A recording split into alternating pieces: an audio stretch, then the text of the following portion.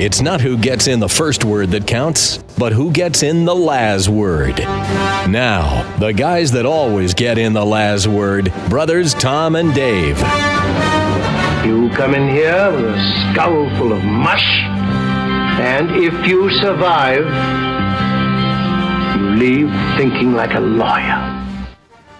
Hey. Hi, I'm Tom Laz. And little brother Dave Laz. And welcome to the August 23rd issue of The Laz Word.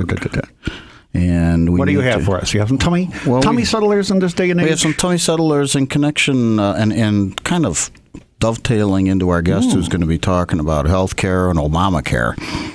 We're going to be talking about older people with health care. Now, this is an apocryphal story, which may or may not be referencing Dr. Ruth. But the famous sex therapist was on the radio taking questions when a doctor called. "Doctor, I want to know, why do men always want to marry a virgin?" To which the doctor responded, "Why, to avoid criticism, my dear." You say so. Then there was the cardiologist who died. There we go. You'll get this one. And was given an elaborate funeral. A huge heart covered in flowers stood behind the casket during the service. Following the eulogy, the heart opened and the casket was rolled inside. The heart then closed, sealing the doctor and the beautiful heart. At that point, one of the mourners burst into laughter, and when all the eyes stared at him, he said, "I'm sorry, I couldn't help it. I was just thinking about my own funeral. I'm a gynecologist." You don't want to go there, do you? It's Monday morning by now. You can this is the way we can chuckle your tummy. Whatever. Shall we move to our chuckles? We'll move to our shameless tease. Yes. Mind trap. So we'll give you the shameless mind trap question, and sometime in the rest of the show, we'll give you the shameless mind trap answer. Professor Quantum was motoring along a leisurely speed when he suddenly realized he was late for a lecture. He took the next corner on two wheels right in front of a policeman. The lawman made no effort to pull him over. How could Professor Quantum get away with such driving habits? You think about that and make sure you don't fall into the mind trap. All right, our guest today is Tom Miraballi. And Tom has a history in healthcare insurance and sales, and as such, Tom has more than the knowledge of the person on the street. Well, obviously about healthcare insurance to begin with, but Obamacare as well and its effect on the healthcare industry. And as a caveat, he's indicated he has not read all 2,700 pages of the Obamacare bill. I never met anybody that sold outsurance. You only sell insurance, right? You don't sell outsurance or left insurance or right insurance, just insurance. Absolutely. Yeah. Without a question. I was wondering about that. I was going to start the first outsurance company, but and then when you do go out, then we'll bring you back in. Yeah, that's right. But if you're in, we're going to take you out. That's where we pay you. See, that's the thing. That's right. We pay the client because it's out. Absolutely. Yeah. Enough of this. Tom Foolery. Get it? Tom Foolery. That's you. No, that's my last name. Miraballi is a stage name. Foolery is. Foolery is. Whatever. See what I have to put up with, ladies and gentlemen. You got a hard job. I guess. Tom, why don't you tell the listeners a little bit about your experience in the healthcare industry, healthcare insurance industry, so that when you speak, you will sound ex cathedra, as those of us papists would talk about. You like Speaking from the chair. Speaking from the chair. Well, I've been in it since 1996. Been in it since 1996. Did group insurance, did organizational insurance, did individual insurance, and I find that it's a very challenging business, but it's a very necessary business because when and if someone does get into a catastrophic situation, cancer, anything of that nature, financially wipe you out. It's the largest medical bankruptcy is the largest problem going. Now you bring up an interesting point of catastrophic insurance. I don't know that there are many people who would say that healthcare insurance does not need some type of change or the buzzword reform. Okay. What about the reform of kind of designing healthcare insurance not unlike auto insurance? You can get the $20,000, $40,000 policy if you want. You can get the $100,000, $300,000, the $250,000, $500,000, $300,000, $500,000, $1 million, and you can get an umbrella policy. So, what would happen if we started out with, say, a basic health care for more minimal things and some type of an umbrella to cover you for catastrophic? Well, I can understand what you're talking about, but what they have in the health insurance business is major medical. You have hospitalization and Right. major medical. Okay? My approach to this is I always go ahead and ask a client what the client wants. What are you looking for? Do you want doctor office visits? Do you want $10 copays for medical cards, for prescription drugs? What do you want? But that's the idea. Let the client What the client wants. Just like decide. when you go in for automobile insurance. They're not just going to say, well, here it is. It's going to cost you X. Let's talk. Let's find out what we have going. You want uninsured motorist? You want underinsured Absolutely. motorist? You want collision, comprehensive, What's your deductible? just liability? The whole 9 yards. Right. I mean, sometimes individuals have an older car that car insurance will not cover fully. They'll just give you liability Right. They'll give you the insurance. liability and that's it. insurance. I mean, well, I suppose you can if you want to pay, but all you're going to get is the fair market. All you'll ever get is the fair market value of your vehicle. Correct. When you get into really older cars that are not classics. And then a lot of people high value. think that you've got that you have medical coverage in an automobile policy, but you have basically about $5,000 worth of coverage depending upon the plan, depending upon the policy. And people look at the health insurance for, God forbid, you get into an accident. So when you go out to sell a plan, do you sell employers' plans? Do you sell individual plans or both? Or I basically like to take employers with 10, 20, 30 people and change them all over to individual policies. Why? Because you avoid mandates. In the state of Illinois, I mean, if you go into a company with, let's say, 15 people, you have to have mandatory coverage for maternity. So if you have a woman who is 55 years old, she's not going to have any children. She has to pay for maternity coverage because it's mandated for groups of 9 plus. Well, at the risk of being sued, at the risk of my hypothetical company being sued for discrimination for sex, let's say that we have a company of 20 people who are all men. Just assume that. You don't have to get, I mean, it doesn't mandate maternity in that situation, does it? No, it doesn't. Okay. Unless it's family coverage. Okay. So, but then if you had one woman who's employed out of that 20, you got 19 and 1.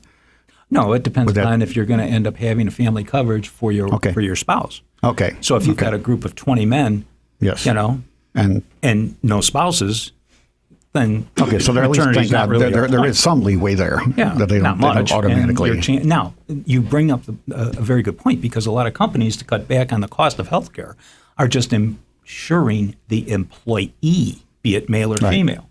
And if that employee has a family, then it's going to be their option to pick up the balance for the family. We will provide you family coverage at your expense for X amount of dollars out of your check. Well, I would like to go back a little bit here, maybe on the history of healthcare, about employee-provided healthcare. My understanding is that really didn't take place till after World War II. Yeah, every bit of it, sure. And the point of it was, you have this booming economy that's coming in. You want to attract labor. You want to bid for my services. You want to get me. So you say, you know what? I'm going to offer to buy your health care. And that's really where it all started. This is not something that didn't exist, really. It's only existed for the last 60, 70 years. 60, 70. Something to perk your ears up about? Right. But that to me means that the employer has the right to offer what they want. You can negotiate with your employees. You can talk with your employees. You could. Let me back you up because there's nothing in the statutes that say an employer has to. Oh, right. But what I'm saying is you could, out of the goodness of your heart, sit down with your employees and say, okay, I'm going to take a little survey here. Let's see what we need and how I'm going to structure it. Like you said, there is no right. And what seems to be coming across right now is now it's becoming a quote-unquote right. Okay. That which was never intended to be, I believe.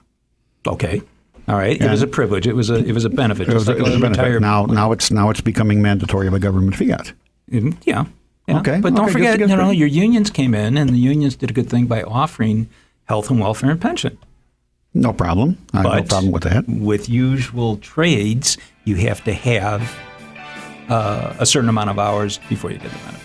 Now there you go. That was a negotiating and trading point over there. You don't get something for nothing in this world. Right. Well, when we come back after the break, let's start talking a little bit about how Obamacare has affected what you're doing, and or if potentially will affect what you're doing.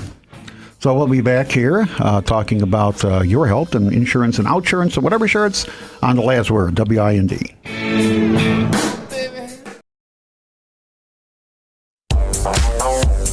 Now, back to the show with the brothers that always have the last word, Tom and Dave. Okay, we are back with our guest, Tom Miraballi, and during the break we were talking about Obamacare. And you have some thoughts and points to bring out about just how this is going to impact the healthcare industry. Oh, absolutely. Because you've read all 2,700 pages. Oh, sure. No.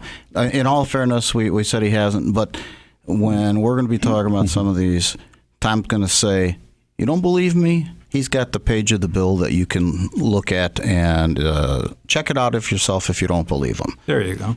Okay. Oh, and I believe, Tom, that the average Bible has about 1,600 pages in it. Okay, if you say so. Yeah, the average Bible has about 1,600 pages in it. So that just goes to show you. That just goes to show the difference between the Bible and how much we learn out of the Bible and how much the Bible is discussed and how much the Bible gets interpreted at 1,600 pages versus 2,700 for the healthcare bill. No question. Not even counting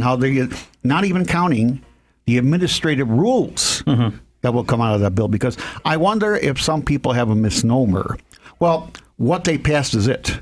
There's 2,700 pages, and that covers everything. No. You get thousands more administrative rulings and interpretations that are written. Yeah, because there's a lot of provisions in the bill that say hereinafter according to rules promulgated by the director. Right. Whatever that may be. Right. In other words, making the Secretary of HHS the know-all. In effect, a legislator making rules without congressional approval. Right. So speaking of congressional approval, your first point, of course, was the fact that nobody really knows what was in the bill. Absolutely. A lot of people know what's in the bill, but a lot of people put a lot of pork in that bill. And Nancy, of course, didn't know. Absolutely. Yeah, sure, she didn't know. Right. When I was in law school, I was in corporations, and it was one of the days where I hadn't done the homework. Murphy's Law was in effect. Teacher decides, let's hear about the case of Smith versus Jones. Mr. Laz, where's Mr. Laz? So I raised my hand, and I could feel the redness starting out in my neck, working its way up. Get the blood pressure up. Let's I'd really rather let somebody else have a chance to do this. That's a red flag to tell the guy what you did. Right. But he was going to nail me because part of law school is teaching you how to handle a stressful situation. He says, no, go ahead. So I start reading 2-3 sentences, and I look up, and I say, Smith versus Jones is about, and I look down, case involving a contract, and I'm looking up and down. Finally, after a little bit, I must have been beet red. I stopped. I says, I'd really rather let somebody else. He says, why? You seem to be doing so well. And what's your problem? I says, well, I'm finding it difficult to read the case and tell you about it at the same time. Okay. And then he got this incredulous look. He says, wow. you know, those rules are suspended. You could read the case book before you come to class nowadays. So it seems to me you could read the case, read the law before you decide what it is you're going to pass. Absolutely. But point 2 on Obamacare in your regard, because of what you know about it. Well, what do you want to know? Do you want to know what I think about it or what's in it? Or Well, how it's negatively or positively going to impact us? Well, it's one sixth of the country. 1/6 of the economy. You know, if we're supposedly trying to create jobs, why are you going to take away insurance agents? Why are you going to take away general agents? Now talk about that. When you say that Obamacare is going to do that, what do you mean by that? Why are you saying that's going to happen? What's going on down on the street, if you really want to know, from what they understand, they're going to be setting up exchanges. Okay, and some insurance individual sales reps are saying, oh, I've got a job. All I have to do is go to the exchange. Okay, well, you can have a job, but if you're going to make $2 an hour, how are you going to survive? Okay, yeah. So they think, oh, we're going to get all these masses, and we're going to sign up all these people, and we're going to get this 2% of commission. That's what's floating around right now. It doesn't make sense. I mean, you're in a business, you're in a country that you want to prosper, this, that, and the other thing. Why do you want to lose your job, or why do you want to start working for less money? You have 1/6 of the economy that's going to be affected in one way, shape, or form. Which will ripple through other sections of the economy as things go on. And as I understand the idea about selling policies, there's a provision that says after such and such a date, private companies will not be allowed to issue new policies. Right. Yeah, that's what's in the bill. So that what happens is when I have Blue Cross, and I'm not plugging Blue Cross, I leave my job, I go to a different job, and the new job has Humana. If I leave my job after the effective date, Humana can't issue me a new policy. Well, you're talking apples and oranges because you're talking Humana Group Plan, Blue Cross Blue Plan, ABC Company Group Plan, rather, versus individual plans. You know, under the HIPAA law, the Health Insurance Portability Act. Right. You have a lateral move. If you're with Blue Cross Blue Shield, no endorsement, and moving to Humana, no endorsement, a different group from company A to company B, the law protects you under the HIPAA law where you can move. Under the individual policies, you have to go through underwriting. And if you won't be able to write new policies, then the only alternative for somebody is going to go into the Obamacare. That's correct. And then you're going to have lesser people putting money into the insurance companies who are going to be obligated to make payouts for health care benefits to those people who claim them. And eventually somebody's going to say, you know, I'm paying out more than I'm taking in. It's time to close the doors. And eventually, one after another does that. There isn't going to be private health care anymore. Do you see the inevitable conclusion of Obamacare being the end of the private health care industry? Yes. Okay. Right. I already know of companies that have said, that's it, we're done, and closed up shop. Healthcare insurance companies? Correct. Correct. Someday Blue Cross Blue Shield, Humana, you never know. Could all possibly. I have no clue, but if the government is going to take it over, there's going to have to be somebody who's going to be administrating it, and the government can't do its job now. Oh, because I know, and in that particular point, I know, like, when I worked for Cook County was self-insured, so they paid it. Yep. They paid it, but we had Blue Cross Blue Shield to administer it. Third-party administrator. So you would have situations maybe where the health insurance companies would just become third-party administrators. And how many sales reps do you need as third-party? Exactly. So what's going to happen on unemployment? You're going to have a bunch of agents. You know, you can only fill the box with so many people, and then you're going to have unemployment on that. So it's not a good move for employment. Which is something that Obama said he wants to bring down. Yeah, sure. Not put up. Sure. Well, we all know that if you want to make 2 million jobs, you just go ahead and start drilling for oil. Well, yeah. No, what you could do. The tree huggers won't like it. Well yeah, but look at it this way. Lose a job and gain health insurance. Oh, yeah. Fabulous. How are you going to pay for it now? Well, that's the government. No. You can go to jail, remember? Obama's. Oh, that's right. Remember? That's You right. forgot about That's that. right. I forgot about that. I'd have to pay myself. Yes. Yeah. Yeah, but doesn't that seem to be, from what I heard, in a lot of cases, it would be cheaper for employers to pay the penalty and not provide the insurance. That's exactly than my to opinion. do so. So Absolutely. you're going to have employers who will say, fine, I'll drop all the insurance. Let's say you have a group of 100 people get it. or 1,000 people, okay? Yeah. And you're going to supply health insurance for the employee only. Yeah. Okay? You're fine at this point, from the way I understand it in the law. It is $2,000 if you do not provide health insurance for your employees. So the employer's got to pay $2,000 Per employee. per employee. Okay. They should jump at it Right. in a heartbeat, second. yeah. You know, because that's exactly. $2,000 a year for premium for one employee. So maybe all the evil Wall Street corporations they should get behind Obamacare and say, yeah, this is going to be a great windfall for us. And in that statement, what about all the waivers that Pelosi gave out and Reid gave out?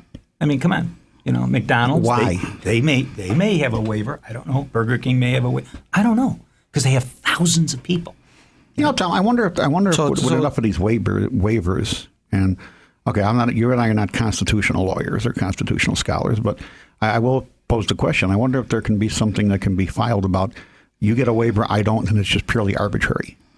Well, there'd be perhaps some equal protection argument. I wonder if that could be argued against it if Obamacare stands up. So, fellas, where is the income going to come in to support Obamacare? If everybody's getting a waiver and they don't have to pay the penalty either, $2,000 a person per year. Okay, good point. Where is the income? Who's going to pay for this? Oh, it's going to come later. We'll just borrow against Social Security some more. Sure. Yeah. Right. Yeah. We'll take it out of. Why not? Borrow against income tax. Well, borrow. Borrow. My thing is borrow. And I remind that Borrow, worry about tomorrow. That's right. For tomorrow, let's forget about tomorrow. For tomorrow never comes. That's right. Oh, there's more to come. There is. There's more to come, you guys. We'll be back. If we get the right person to be president. We'll be back after the news and find out what's happening in the world. See you then. They're lawyers, so you know they'll always have the last word. Here's Tom and Dave. We were talking while you were listening to the news. Yes. About iChips and how Obamacare is similar to iChips. Which is different from the old CHIPS California Highway Patrol that we used to watch. Correct. With Eric Estrada and the big smile. That's right. Well, That's right. first of all, why don't we tell our listeners, what is iChips? Well, iChips, there's several different plans. Piece of glass in my eye or chip? No, it's Eric Estrada with the chips coming in and giving you a ticket. All right. It's the Illinois Comprehensive Health Insurance Plan. Okay? And what that is, it's funded by the federal government. And there's two plans that you can use. There's more than two plans, but the ones that I basically sell, it's Plan 3 and Plan 5. And these plans are for people with pre-existing health conditions.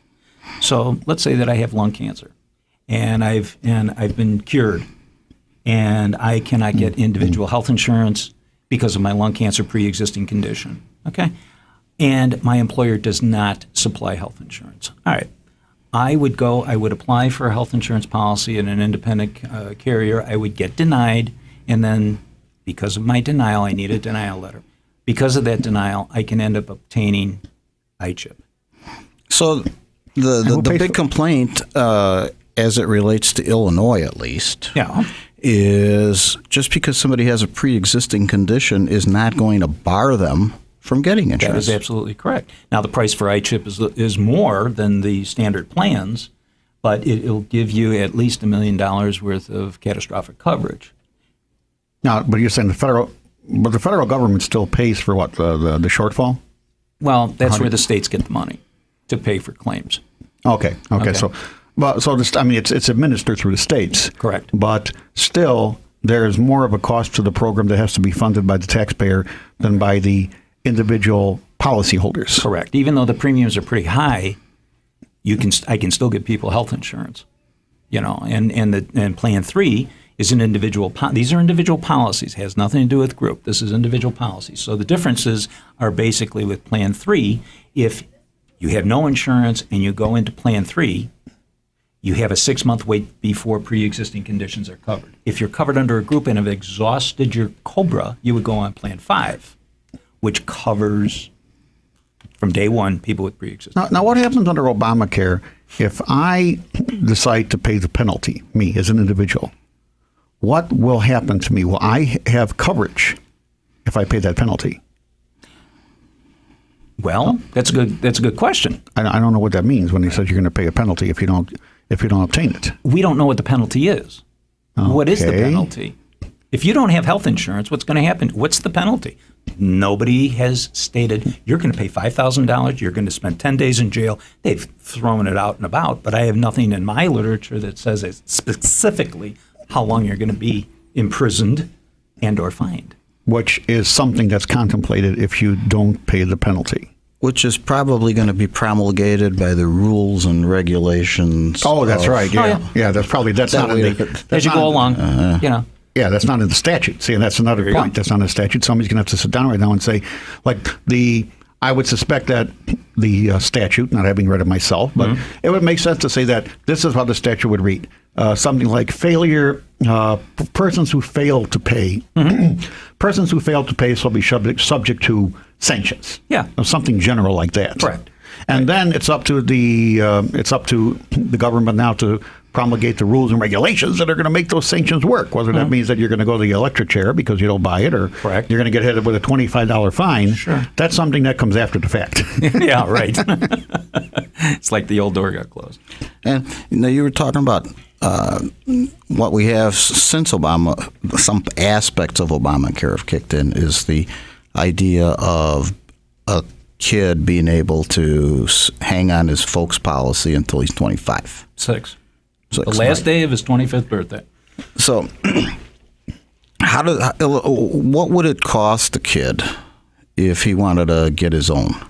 Well, if you're looking at a kid who's about 25 years old, and let's just say usually 25-year-olds, they're in pretty good shape. They never go to the doctor. They rather go out and they have a couple extra beers than going to see a physician or on whatever the case may be. On a previous show, we had our health care and why it's better to drink alcohol than water. Yeah, it distills. Right. The wonderful wino with George Carlin with the red wine. Yeah, make your own wine. Wino, here you go. But it would cost anywhere between $75 a month for a male 25 non-smoker, and for a woman about $95 a month. Of course, it carries a $5,000 deductible, but that's all paid with pre-tax money. Ah, yes. Called the health savings account. Remember that? Mm-hmm. Are those going to survive under Obamacare? Nothing's going to survive under Obamacare if they they want to take over the healthcare business. But this health savings account program, the HSA, it ended up coming in around 2004, 2005. Now, I know that you're in on the insurance end of this, but you still probably have your intelligence network out there a little bit deeper than most of us do. I heard that a lot of physicians will just not be physicians anymore. They will retire. They will quit. Some maybe not even go to medical school if Obamacare comes in. Yes. So this can create a shortage of physicians, which conversely speaking, the less physicians you have and you have more demand for, you can have the less physicians at some point in time saying, we want to get paid more. Absolutely. So you're going to pay more for less service. That's Correct. What Obamacare ultimately comes out to. And you know it here on The Last Word. We'll be back after this break.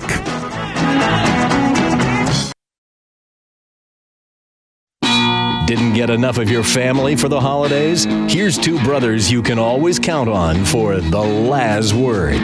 Tom and Dave. Okay, we're back here with Tom Miraballi, our resident insurance expert on Obamacare. And one thing we were talking about with doctors. We want to talk about page 241. Oh yes, let's always cite our source of the health care bill. Well, wait, I gotta get something over. I gotta go through all 2,700 pages and get to 240. I mean, you guys. Well, you only got to go through 240 pages first. Oh man! But it affects wages for doctors, which we were talking about before the break. So, if you're a doctor, think about out there listening to us. Think about this. If you are in medical school, think about this. If you are in college, thinking about going to medical school and becoming a doctor, this is what this Hope and Change is going to do for you. This is your future, if you would, Tom. Yeah, and if you can ever find the doggone bill on the internet, go to page 241 and 253, and it states doctors will all be paid the same, regardless of specialties or whatever they do for a living. And the government will set all doctors' fees.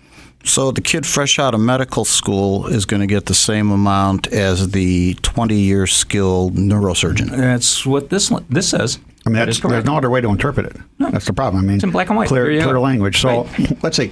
Why should I pick a high-risk specialty of being an obstetrician, which I think is the highest? I think in terms of malpractice, I think. Other than the fact that you get the big send-off at the funeral, like the guy was talking about. That's another story, though. That's the gynecologist. There you go. Or being a neurosurgeon as opposed to taking care of something of a lesser risk. Correct. I'm taking a greater risk, but with my future, but I'm going to get paid the same. Mm-hmm. So this is a disincentive, I think, to do anything more than become a GP. There you go. Well, now let's talk about malpractice. With the GP, you can still have malpractice. Oh, now, what's going to do to those? Yes. Where are they going to get the income with the cut rates to pay for the higher cost of malpractice? Well, actually, you know what? This is the first time this has come to my mind, since I have not read the 2,700 pages. Is there anything in the bill that you know of that deals with limitations on malpractice? No.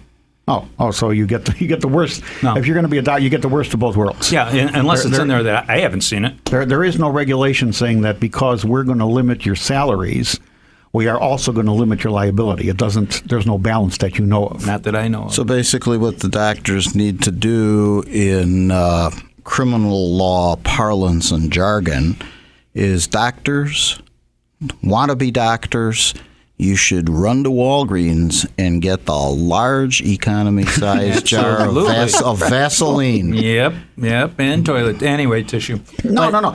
I think if it's going to be paid on one side like that, all you doctors out there and you doctors-to-be need to go to Washington and lobby to have your medical malpractice insurance paid for by Obama. There you go. Hey, okay. Yeah, he's got a stash. Now all we got to do is... other people, they want that Obama money. Now all we got to do is bring about world peace and we solve all the problems of the world. I mean, in 20 minutes, look what we've done. Yeah. Now, whatever happened to tort reform? Remember back in 2008 when all the people running for the office, tort reform, we got to have tort reform, Where's the tort reform? The lawyers are involved with the tort reform, right? Not here. Not in Illinois, I will tell you that. No, not in Illinois, but whatever happened that went to the Supreme reform? Court. I think tort reform here, at least one bill was passed, made it to the Supreme Court, and the Supreme Court threw it out. Right? Well, it's because there was multiple subject matter that was put into the bill, if I recall. Oh, okay.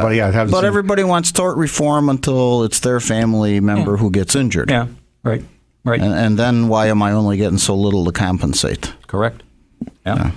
Well, I presume Obamacare is not. So that's another good point. If something happens and you have a situation where the malpractice is not going to be covered, where the injury is not going to be covered, I guess Obamacare is not going to take care of covering the injury. Absolutely. As written now. The way it's written now, that's whatever we know point. about it. Yeah. Right. So what's the risk reward? Why would you, like you said, why would you want to be a doctor? Right. Why would you want to be a doctor when you've got everybody in this litigious society of ours wanting to end up getting money?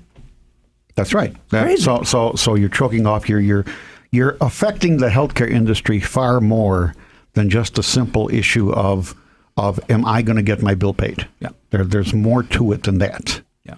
And how much am I going to pay? Mm-hmm. Now, also with Obamacare is do we get covered for everything? So if I decide that I want to go every week to my doctor for a weekly checkup, and I want the full treatment, I want to be checked. Chondriac, you. I said but if I'm Felix Unger, I'll be the Felix Unger.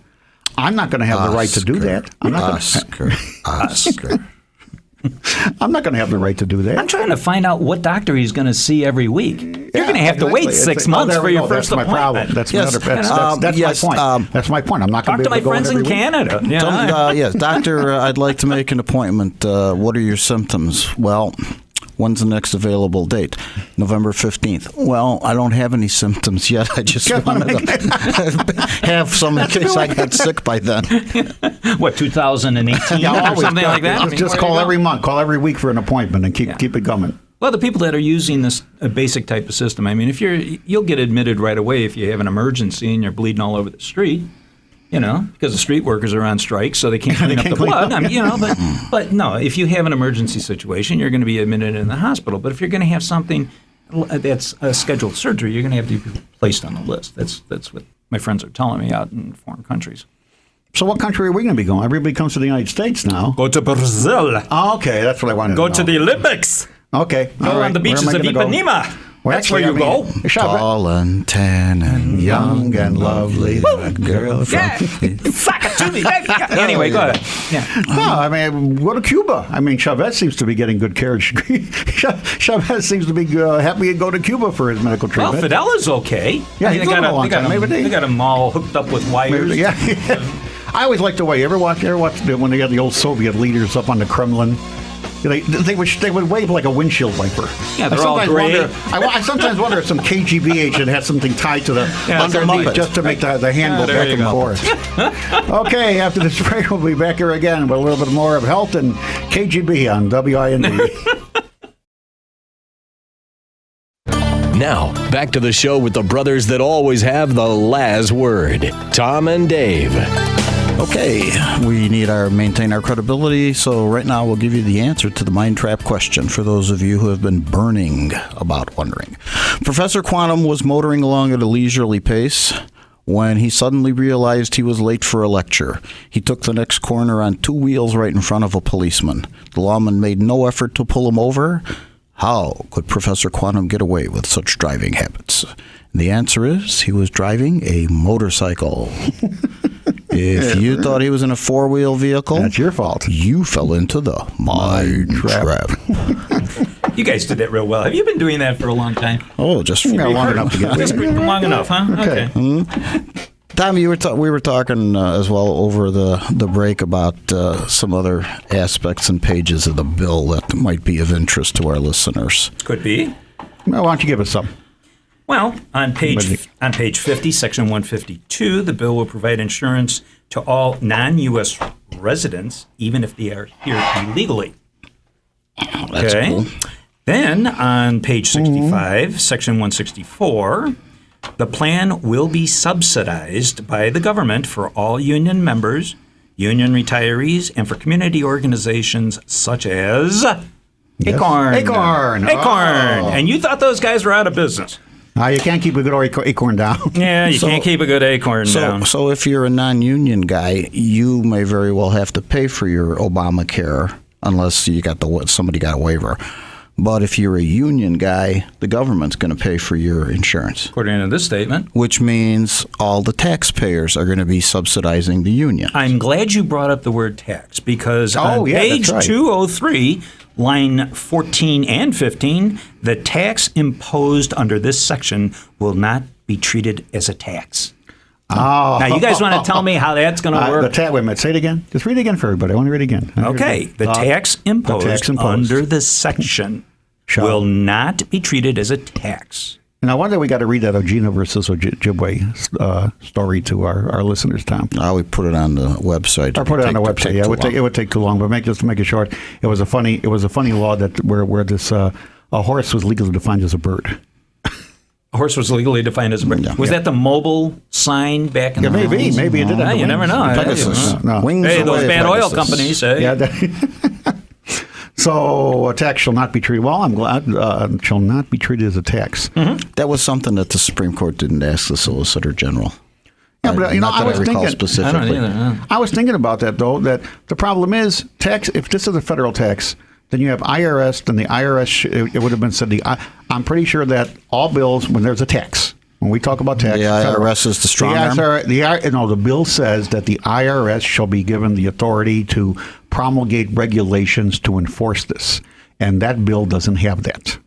It says collect. The IRS can be the collection, but it's not like it's going to become part of the IRS code. Income tax, U.S. section, et cetera, et cetera. That's the difference, and that's why I think that the Supreme Court is not going to treat it as a tax.